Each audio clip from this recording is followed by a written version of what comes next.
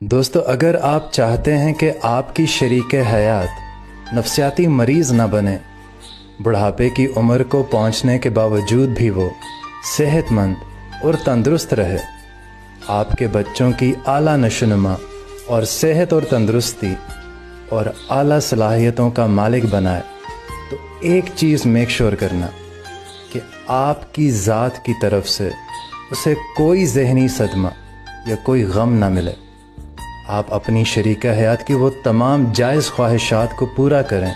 جن میں اللہ اور اللہ کے رسول کی نافرمانی نہ ہو۔ آپ اپنی شریک حیات سے اس قدر پیار کریں کہ وہ چیزوں کو اپنے اندر گھٹنے کی بجائے آپ سے شیئر کریں۔ ایک اعتماد کی فضا گھر میں بلند کریں،